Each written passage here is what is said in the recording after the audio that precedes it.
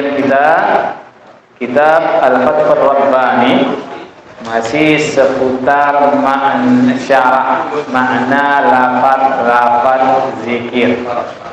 Sebelumnya sudah kita kupas tentang makna zikir, wazifah, yang ada 4 rukunnya, istighfar, astagfirullahaladzim, la ilaha illallah, yang kita baca barusan tadi. Kemudian setelah itu sholat Fatih, kemudian la ilaha illallah.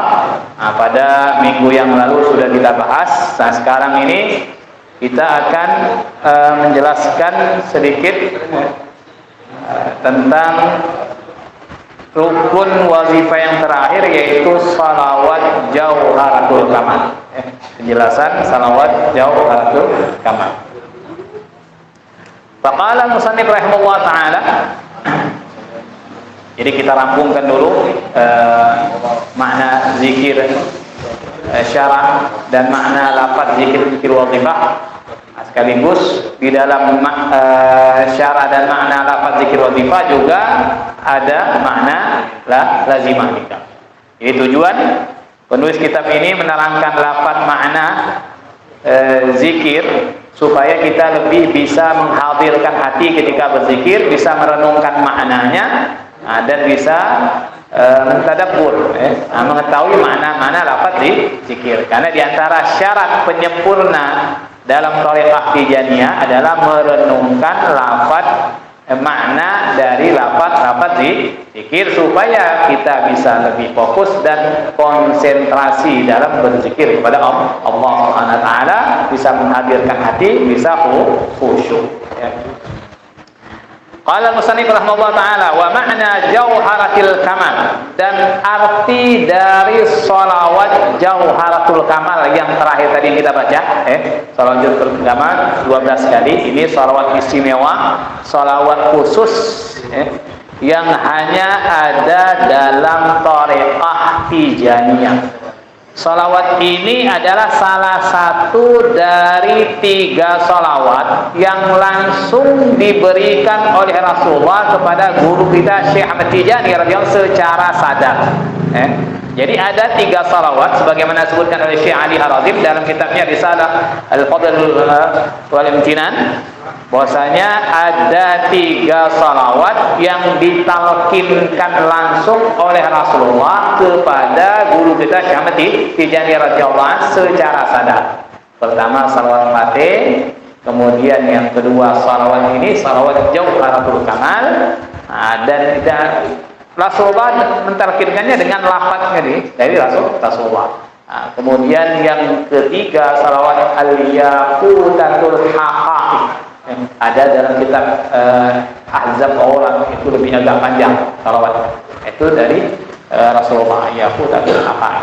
Nah, diantaranya sholawat jauharatul kamal ini salawat yang cara membacanya pun ada cara-cara khusus, tidak boleh sembarangan membaca sebagaimana sudah kita jelaskan sebelumnya. Nah, diantaranya harus dengan wudu pakai air, tidak boleh pakai tayamum. Membacanya harus dalam keadaan suci dengan wudu pakai air, tidak boleh pakai tayamum.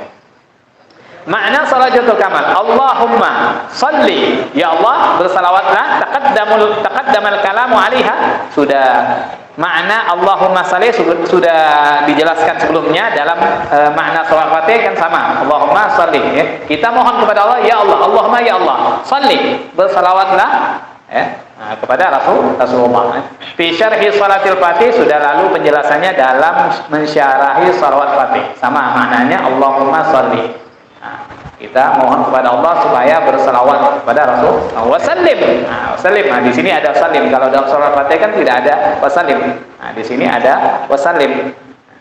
Wasallim ay amin Muhammadan mimma yakhaf ala ummatihi dunyan wa ukhra. Wasallim, yani berikan keamanan. Kita memohonkan kepada Allah supaya memberikan keamanan Muhammadan kepada Sayyidina Muhammad. Bukan untuk diri beliau.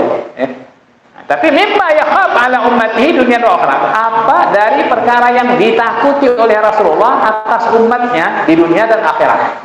Rasulullah tidak pernah mengkhawatirkan dirinya. Rasulullah yang dikhawatirkan adalah umatnya. Bagaimana umatnya? Apakah bisa hidup bahagia di dunianya ataupun tidak? Apakah bisa selamat nanti di akhiratnya ataupun tidak? Yang dipikirkan oleh Rasulullah itu adalah umatnya. Sampai ketika mau meninggal pun yang dipikirkannya adalah umatnya. Yang disebut-sebut itu adalah umatnya. Rasulullah tidak memikirkan dirinya karena sudah dijamin oleh Allah, dan Rasulullah juga tidak memikirkan keluarganya, ahli baitnya, karena sudah dijamin oleh Allah Taala. Ahli baitnya, keluarganya tidak dipikirkan oleh Rasulullah karena sudah ada jaminan khusus, sehingga Rasulullah tidak khawatir. Yang dikhawatirkan kita umatnya ini. Bagaimana nasib umat ini? Bisa selamat ataupun tidak? Nah, ini yang terus ini yang dimaksud wasallim. Kita minta kepada Allah supaya Allah memberikan keselamatan, keamanan terhadap Rasulullah dari kekhawatiran beliau terhadap umatnya. Makanya ketika dalam surat Al-Duha itu ketika Allah berfirman wala sawfa yu'tika rabbuka fatardah, dan sungguh Tuhanmu akan memberikan memberikan kepadamu sampai kamu ridho dan puas. Ditawarkan oleh Rasul, minta apa? Apa permintaan Rasulullah? Yang diminta oleh Nabi kita, Nabi Muhammad SAW apa? Dalam tafsirnya disebutkan, "Idzan ya Rabbi, la arda wahidan min ummati dakhalan nar." Kalau begitu wahai Tuhanku, aku tidak puas, tidak ridho sampai tidak ada seorang pun dari umatku yang masuk ke dalam neraka. Kalau masih ada yang masuk neraka, tidak ridho, tidak puas. Ini permintaan Rasulullah kepada Allah. Tidak rela umatnya masuk ke dalam neraka. Beruntung kita menjadi umatnya Rasulullah. Jadi umat Rasulullah semua yang ada ini adalah umatnya Rasulullah. Umatnya Rasulullah. Cuma sebagaimana diterangkan oleh Syekh Ramadan Al-Buti bahwa umat Rasulullah itu ada dua, ada umat ijabah, ada umat dakwah. Umat ijabah itu yang mengucapkan syahadat asyhadu an la ilaha illallah asyhadu anna muhammad rasulullah. Siapapun yang mengucapkan syahadat dan tidak murtad setelahnya, ini umat ijabah, pasti masuk surga. Walaupun mungkin ada yang masuk neraka dulu karena banyak maksiatnya, karena banyak pelanggarannya, masuk neraka, tapi pasti akan masuk ke dalam surga. Ini umat ijabah. Ada yang kedua macamnya umat dakwah. Umat dakwah ini yang belum syahadat, yang masih harus diajak. Orang Nasrani, orang Yahudi, Nasrani, pokoknya yang bukan Islam, itu umat dakwah. Umat Nabi juga, tapi umat dakwah. Mereka inilah orang-orang yang kalau tidak masuk dalam ijabah, masuk neraka mereka selama-lamanya. Umat dakwah ini kalau sampai dia tidak mengucapkan syahadat, tidak mau gabung dalam umat ijabah, maka tidak akan selamat dia. Ini yang dikhawatirkan Rasulullah, sangat mengkhawatirkan umatnya. Umat yang dakwah ini bagaimana supaya dia bisa, mereka itu masuk dalam kategori umat ijabah. Yuk ala aini. Kemudian Allahumma salli wa sallim ala ainir rahmati, ala aini, bersalawatlah dan ucapkanlah salam, berikan keamanan kepada siapa? Atas ainir rahmah. Ainir ay zatir rahmah, sumber rahmat. Ainir rahmati rabbaniyati, sumber rahmat. Itu Rasulullah itu adalah ainur rahmah, sumber rahmat Tuhan. Ainur rahmati rabbaniyah. Apa itu rahmat? Rahmat itu adalah rifqatun fil qalbi taqtadi tafaddula wal ihsan. Rahmat itu artinya adalah kelembutan hati, merasa ibahnya hati, yang menuntut memberikan keutamaan dan kebaikan. Memberikan keutamaan dan kebaikan. Ketika Allah merahmati seorang hamba, maka Allah berikan keutamaan pada hamba itu. Allah berikan kebaikan pada hamba itu. Itu namanya rahmat, kasih sayang. Ketika seorang tua, orang tua rahmat kepada anaknya, maka dia akan berikan segala yang dibutuhkan oleh anaknya. Dia sayang anaknya, ya. Nah, dia belikan apa yang anaknya butuhkan, ya itu namanya rahmat, kasih sayang namanya, ya. Itu rahmat, itu makna dari rahmat. Ya. Nah, Rasulullah itu ada sumber rahmat, al-ilahi ar-rabbaniyah, sumber rahmat Tuhan, al-mansuba ila rabb jalla sya'nuhu. Ya. Jadi ar-rabbaniyah yang dinisbatkan kepada Tuhan. Wa nisbatuhu li rabb liqauli hadir rahmah al-mufadati ala jamil wujud min nurihi ta'ala al-azal. Nah, kenapa kok rahmat itu dinisbatkan kepada Rabbaniyah, kepada Tuhan? Karena rahmat tersebut, rahmat ini yang dilimpahkan kepada semua alam semesta, ini bersumber dari nurnya Allah yang azali. Nurnya Allah Subhanahu wa taala yang azali, kemudian diberikan kepada Rasulullah, dan Rasulullah melimpahkannya kepada semua makhluk. Makanya dikatakan Rasulullah itu ainur rahmati rabbah, sumber rahmat Tuhan. Dengan sebab Rasulullah lah kita semua mendapat rahmat Allah. Semua alam semesta itu mendapat kasih sayang Allah karena sebab Rasulullah. Seandainya tidak karena Rasulullah, maka kita tidak akan saling mengasihi. Anak tidak akan menyayangi bapaknya, bapak tidak akan menyayangi anaknya. Istri tidak akan menyayangi suaminya, suami tidak akan menyayangi istrinya kalau tidak karena Rasulullah. Jadi rahmat Allah turun kepada kita karena sebab Rasulullah. Itu yang disebut dengan ainir rahmati rabbani. Wal yaqutati al-mutahaqqiqati. Wal yaqutati syubiha sallallahu alaihi wasallam bil yaqut takriban lil fahm. Rasulullah diserupakan dengan mata yakut. Yakut itu maksudnya Rasulullah. Beliau diserupakan dengan mutiara, permata yakut. Nah, kenapa kok pakai yakutah?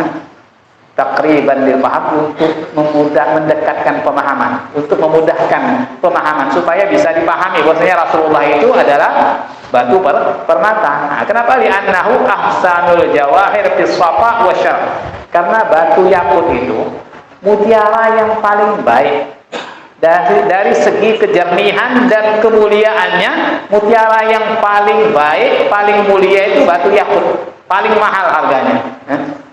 Dan paling mulia, paling bening. Wa a'la hafil qadri wal qimah. Dan batu permata yang paling tinggi martabat dan nilainya, harganya ya batu yakut. Makanya Rasulullah itu diumpamakan seperti batu yakut. Wa in kana sallallahu alaihi wasallam ashraf wa a'la wa aghla min al-yaqut wa min kulli syai'in khalaqa Allah. Wa in kana sallallahu alaihi wasallam asyrafu wa a'la wa aghla. Walaupun Rasulullah itu lebih mulia, lebih tinggi dan lebih mahal dari batu yakut. Jadi diserupakan dengan batu yakut hanya untuk mendekatkan pemahaman. Walaupun Rasulullah melebihi itu, nilainya Rasulullah, martabatnya Rasulullah, kemuliaan Rasulullah melebihi dari batu yakut. Ini untuk memudahkan pemahaman saja, sehingga Rasulullah itu diumpamakan seperti batu yakut, batu yang paling mahal. Kalau kita ini semua seperti kerikil-kerikil, ya Rasulullah itu adalah batu yakut yang paling mahal. Dan Rasulullah itu lebih mulia, lebih mahal, lebih tinggi dari semua yang makhluk yang diciptakan oleh Allah SWT. Tidak ada yang menyamai, apalagi mengungguli Rasulullah. Sayyidul Kaunain wa Asyafud Dakalain. Rasulullah itu adalah penghulu dari jin dan manusia semua alam semesta ini. Al-mutahaqqiqati. Nah, apa makna mutahaqqiqah? Batu yakut yang mutahaqqiq ay al-muttasifati bi ma'rifati jami'il as-sifat wal asma' al-ilahiyah allati yatawaqqafu 'alaiha wujudul qaul 'ala wajhil haqq. Al-mutahaqqiqah ini yang bersifat dengan mengetahui semua sifat-sifat dan asma' Tuhan. Jadi Rasulullah itu ibarat batu yakut yang mutahaqqiq, yang ahli hakikat, yang mengetahui semua asma dan sifat Allah diketahui oleh Rasulullah.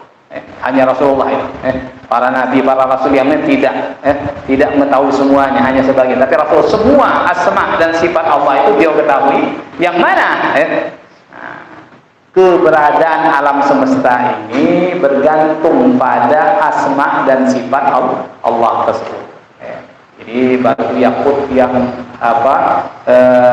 mengetahui segalanya. Jadi diibaratkan batu yakut yang mengetahui segalanya, ilmu Allah, ilmu hakikat itu sudah diserap oleh Rasulullah sallallahu alaihi wasallam.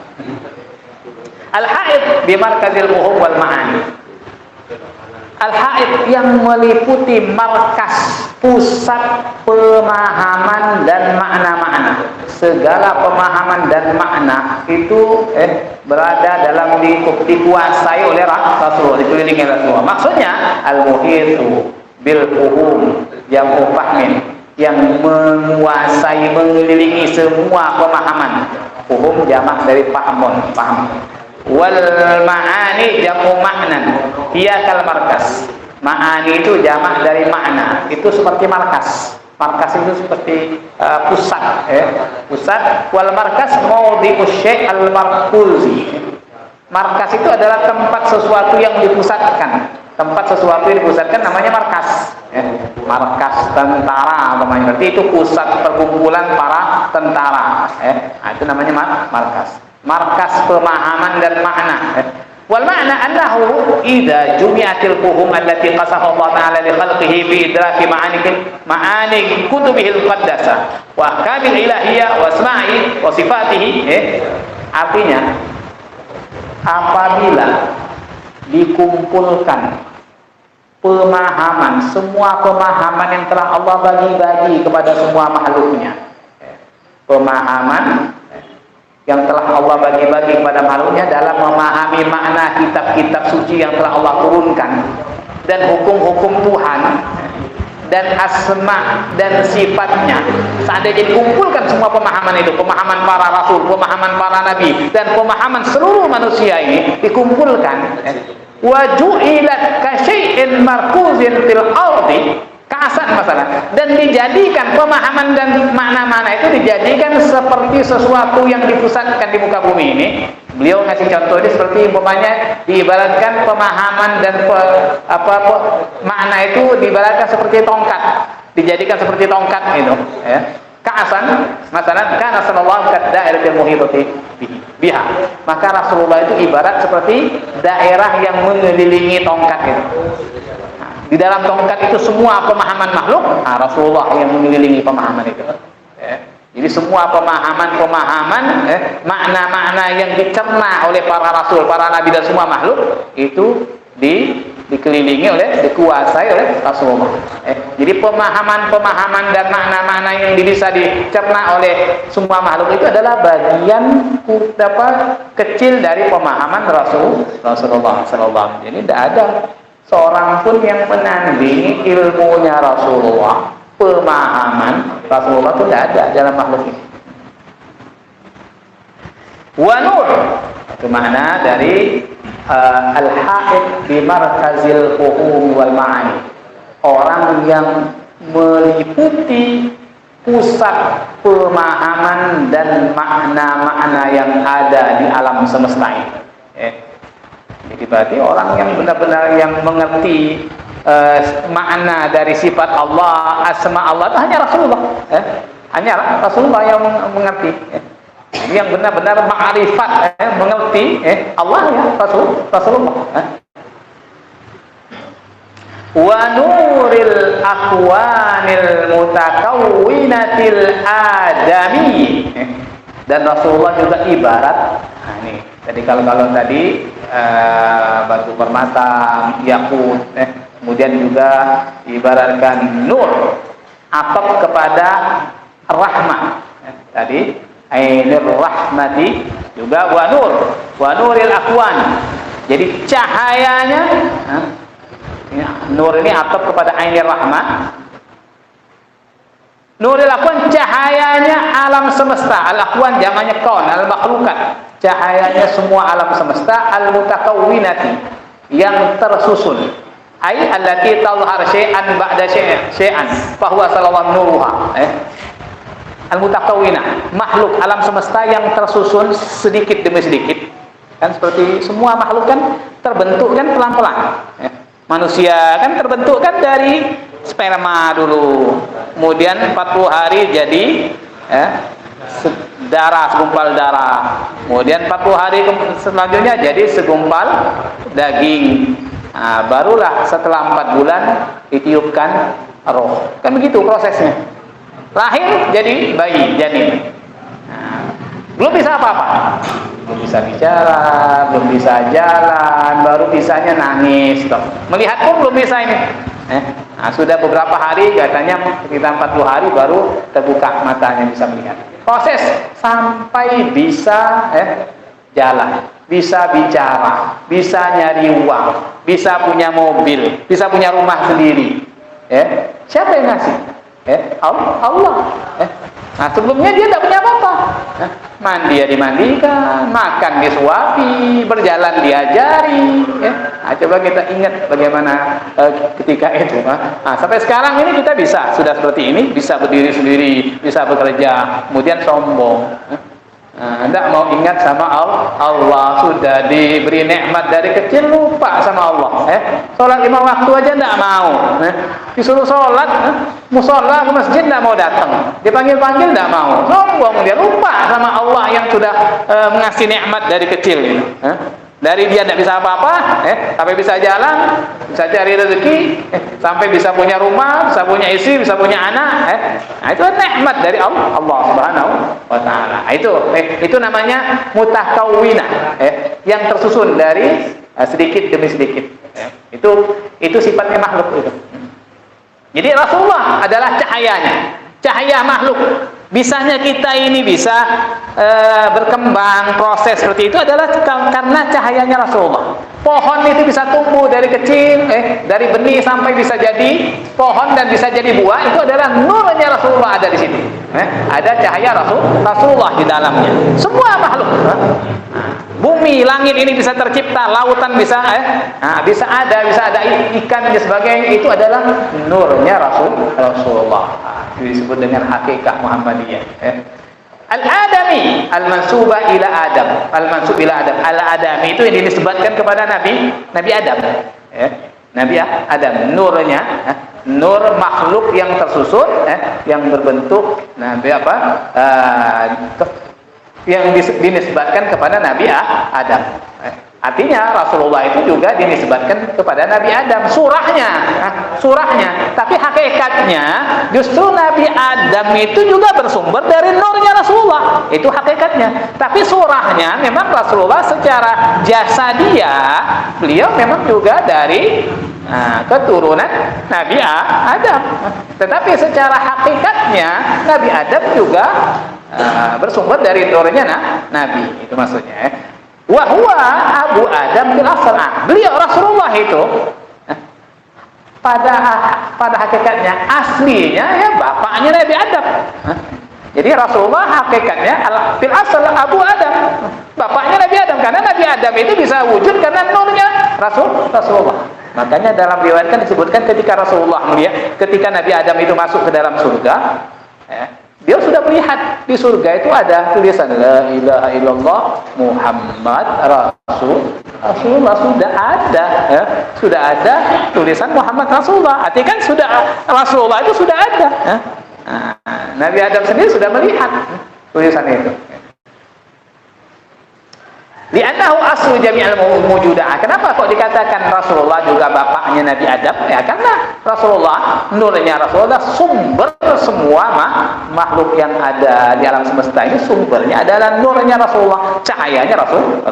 Walidha qala ba'dus sadatis sufiyah ala lisani sallallahu alaihi, karena itu sebagian para tokoh kaum sufi mereka berkata dengan melalui lisannya Rasulullah, lisannya Nabi sallallahu alaihi wasallam, wa in kuntu ibna adam suratan fali fihi ma'nan syahidun bi ubuwati.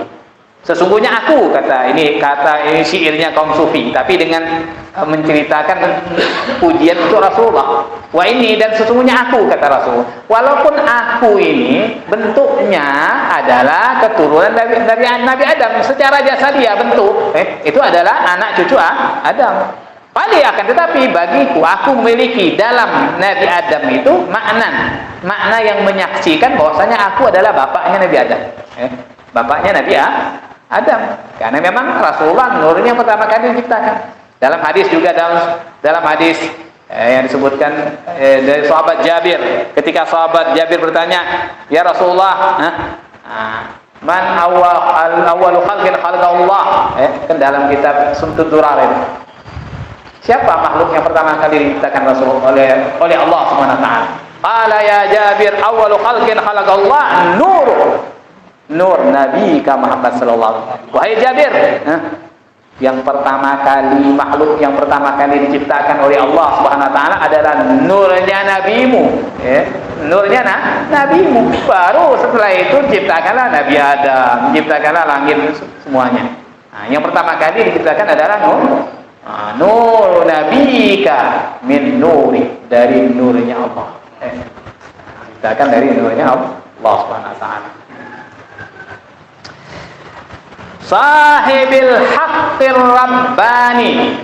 Nah, kemudian Rasulullah juga sahibul haqq ar-rabbani. Al-haq mana din, orang yang memiliki agama Tuhan, pembawa agama Tuhan. Sahibuddin al-mansub ila Rabb ta'ala. Ini orang yang membawa, pemilik agama yang dinisbatkan kepada Tuhan, Ar-Rabbani, Tuhan. Maksudnya Rasulullah yang diamanatkan oleh Allah untuk membawa agama Islam, agama Tuhan yang diperintahkan untuk diajarkan kepada manusia hamba Allah. Itu disebut dengan sahibur haqqir rabbani, orang yang membawa agama Tuhan.